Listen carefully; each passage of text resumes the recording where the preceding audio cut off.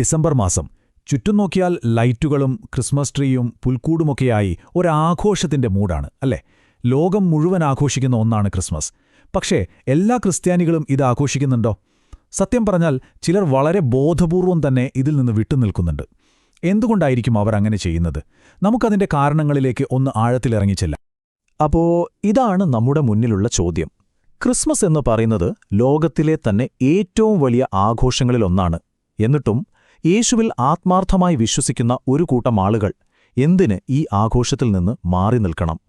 അവരുടെ വിശ്വാസവും ഈ തീരുമാനവും തമ്മിൽ എന്താണ് ബന്ധം? നമുക്കതൊന്ന് പരിശോധിക്കാം. ശരി, നമുക്ക് കാര്യത്തിലേക്ക് കടക്കാം. അവർ മുന്നോട്ട് വയ്ക്കുന്ന ആദ്യത്തെയും ഒരുപക്ഷെ ഏറ്റവും ശക്തവുമായ വാദം വളരെ ലളിതമാണ്. അത് ബൈബിൾ എന്തു പറയുന്നു എന്നതിനെക്കുറിച്ചല്ല, മറിച്ച് ബൈബിൾ എന്ത് പറയുന്നില്ല എന്നതിനെക്കുറിച്ചാണ്. തീർച്ചയായും ബൈബിളിൽ യേശുവിന്റെ ജനനത്തെക്കുറിച്ച് വളരെ വ്യക്തമായി തന്നെ പറയുന്നുണ്ട്.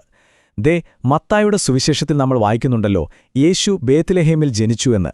അപ്പോ യേശു ജനിച്ചു എന്ന കാര്യത്തിൽ ആർക്കും ഒരു സംശയവുമില്ല. പക്ഷേ കഥയിലൊരു പ്രധാന ഭാഗം ഇവിടെ മിസ്സിംഗ് ആണ്. അതെ, ആ മിസ്സിംഗ് ഭാഗം ഇതാണ്: കൃത്യമായൊരു തീയതി. ബൈബിളിൽ ഒരൊറ്റ സ്ഥലത്തുപോലും യേശു ജനിച്ചത് ഡിസംബർ 25-നാണെന്നോ ആ ദിവസം പ്രത്യേകം ആഘോഷിക്കണമെന്നോ പറയുന്നില്ല. ദൈവം ഈ വിവരം മനഃപൂർവ്വം വെളിപ്പെടുത്താതിരുന്നതാണെന്നും അതുകൊണ്ട് മനുഷ്യർ സ്വന്തമായൊരു തീയതിയുണ്ടാക്കി ആഘോഷിക്കുന്നത് ശരിയല്ലെന്നുമാണ് ഇവരുടെ വാദം. അതുകൊണ്ടുതന്നെ സദൃശ്യവാക്യങ്ങളിലെ ഈയൊരു മുന്നറിയിപ്പ് അവർക്ക് വളരെ പ്രധാനപ്പെട്ടതാണ്. ദൈവത്തിന്റെ വചനങ്ങളോട് ഒന്നും കൂട്ടിച്ചേർക്കരുത്. അവരുടെ കാഴ്ചപ്പാടിൽ ദൈവം പറയാത്തൊരാഘോഷം കൂട്ടിച്ചേർക്കുന്നത് ഈ അടിസ്ഥാന നിയമത്തിന് എതിരാണ്. ആ ഒരു നിശബ്ദത ഇവിടെയും തുടരുകയാണ്. യേശുവിന്റെ കൂടെ നടന്ന ശിഷ്യന്മാർ, അതായത് അപ്പോസ്തലന്മാർ, അല്ലെങ്കിൽ ആദ്യത്തെ നൂറ്റാണ്ടുകളിലെ ക്രിസ്ത്യാനികൾ, ഇവരൊന്നും യേശുവിന്റെ ജനനം ആഘോഷിച്ചതായി ബൈബിളിലോ മറ്റു ചരിത്രരേഖകളിലോ കാണാനേയില്ല. അപ്പോൾ സ്വാഭാവികമായും ഒരു ചോദ്യം വരുമല്ലേ, സഭയ്ക്ക് അടിത്തറയിട്ടവർക്ക് പോലും ഇല്ലാത്തൊരാഘോഷം പിന്നെ എന്തിനാണ് നമ്മൾ പിന്തുടരുന്നത്? പ്രവൃത്തികളുടെ പുസ്തകത്തിൽ പറയുന്നത് കണ്ടോ, ആദ്യകാല വിശ്വാസികൾ അപ്പസ്തോലന്മാരുടെ ഉപദേശത്തിൽ ഉറച്ചുനിന്നുവെന്ന്. ഇതാണ് പോയിന്റ്. അപ്പസ്തോലന്മാർ പഠിപ്പിക്കാത്ത, അവർ ആചരിക്കാത്തൊരു കാര്യം എങ്ങനെയാണ് പിന്നീട് ക്രിസ്ത്യാനിറ്റിയുടെ ഇത്രയും വലിയൊരു ഭാഗമായി മാറിയത്? ഇതിനുള്ള ഉത്തരം ബൈബിളിലല്ല, മറിച്ച് ചരിത്രത്തിലാണുള്ളത്. അപ്പോ ബൈബിളിൽ ഇതിന് ഉത്തരമില്ലെങ്കിൽ പിന്നെ എവിടെ നിന്നാണ് ഈ ആഘോഷം വന്നത്? ശരി, നമുക്ക് നേരെ ചരിത്രത്തിലേക്ക് പോകാം. ചരിത്രത്തിലേക്ക് കടക്കുന്നതിന് മുൻപ് ബൈബിളിലെ ഒരു ചെറിയ കാര്യം നോക്കാം. ഇതിലാകെ പറയുന്ന 2 ജന്മദിനാഘോഷങ്ങൾ നോക്കൂ. ഒന്ന് ഫറവോന്റെ, മറ്റൊന്ന് ഹെരോദാവിന്റെ. ഒന്നിൽ ഒരാളെ തൂക്കിക്കൊന്നു, മറ്റൊന്നിൽ യോഹന്നാൻ സ്നാപകന്റെ തലയറുത്തു.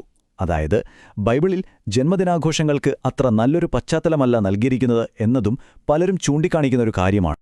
അപ്പോ നമ്മൾ തുടങ്ങിയ അതേ ചോദ്യത്തിലേക്ക് വീണ്ടും വരുന്നു. ഡിസംബർ 25 തീയതിക്ക് ബൈബിളിൽ ഒരു അടിസ്ഥാനവുമില്ലെങ്കിൽ പിന്നെ എവിടെ നിന്നാണത് വന്നത്? ഇവിടെയാണ് ചരിത്രം നമുക്ക് ഉത്തരം തരുന്നത്. പണ്ട് റോമൻ സാമ്രാജ്യത്തിൽ ഡിസംബർ 25 ഒരു വലിയ ആഘോഷമുണ്ടായിരുന്നു. ശൈത്യകാലം കഴിഞ്ഞ് സൂര്യൻ വീണ്ടും ശക്തനാകുന്നതിന്റെ ആഘോഷം. അതിനെ സോൾ ഇൻവിക്ടസ് അഥവാ കീഴടക്കാനാവാത്ത സൂര്യന്റെ ദിവസമെന്നാണ് പറഞ്ഞിരുന്നത്.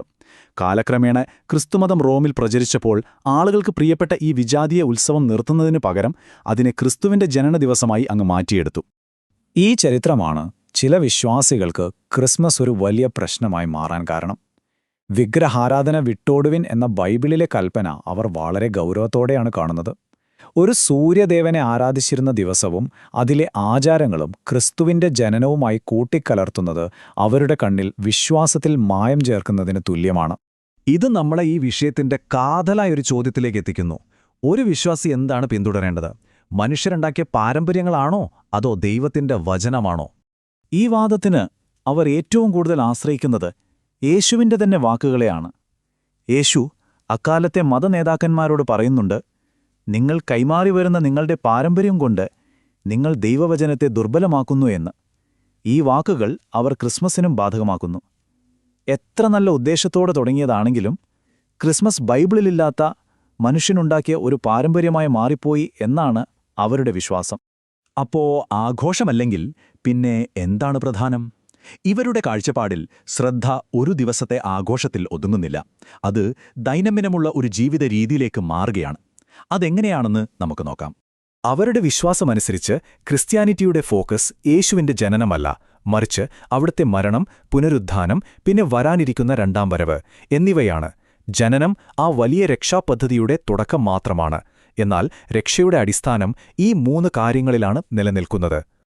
അപ്പോൾ നമ്മൾ ഇതുവരെ പറഞ്ഞ കാര്യങ്ങൾ പെട്ടെന്നൊന്ന് ഓർത്തെടുക്കാം. ക്രിസ്മസ് ആഘോഷിക്കാത്തതിന് അവർ പറയുന്ന പ്രധാന കാരണങ്ങൾ ഇതൊക്കെയാണ്. 1.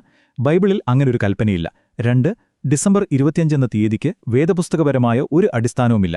3. ആദ്യകാല സഭയിൽ ഇതിനൊരു മാതൃകയുമില്ല. 4. ഇതിന്റെ ചരിത്രപരമായ വേരുകൾ വിജാതീയമാണ്. അവസാനമായി ഇതിനെ ദൈവവചനത്തേക്കാൾ വലിയ ഒരു മനുഷ്യ പാരമ്പര്യമായി അവർ കാണുന്നു. ഇവിടെ ഒരു കാര്യം നമ്മൾ പ്രത്യേകം ഓർക്കണം. ഇത് വളരെ പ്രധാനപ്പെട്ടതാണ്. ഈ നിലപാടെടുക്കുന്നവർ യേശുവിന്റെ ജനനത്തെ തള്ളിക്കളയുന്നില്ല. ആ ജനനത്തെ അവർ വിലമതിക്കുന്നുണ്ട്. പക്ഷേ അത് ആഘോഷിക്കുന്ന രീതി, അതിന്റെ ഉത്ഭവം, അതിന് നൽകുന്ന അമിതമായ പ്രാധാന്യം, ഇതിനോടൊക്കെയാണ് അവരുടെ വിയോജിപ്പ്. അവരുടെ ഈ ചിന്തയെ മുഴുവനായി ഒപ്പിയെടുക്കുന്ന ഒരു വാക്യം ഇതാണ്. 1 കൊരിന്ത്യർ 2:2 പൗലൂസ് അപ്പോസ്തലൻ പറയുകയാണ്, യേശുക്രിസ്തുവിനെയും ക്രൂശിക്കപ്പെട്ടവനായ അവനെയുമല്ലാതെ മറ്റൊന്നും നിങ്ങളുടെ ഇടയിൽ അറിയാതിരിക്കാൻ ഞാൻ തീരുമാനിച്ചുവെന്ന്. അതായത് അവരുടെ ശ്രദ്ധ മുഴുവൻ ക്രിസ്തുവിന്റെ യാഗത്തിലും അതിന്റെ അർത്ഥത്തിലുമാണ്, അല്ലാതെ ഒരു ജനന ആഘോഷത്തിലല്ല. അപ്പോൾ ഈ കാഴ്ചപ്പാട് നമ്മളെ എല്ലാവരെയും ഒരു വലിയ ചോദ്യത്തിന് മുന്നിൽ എത്തിക്കുന്നുണ്ട്.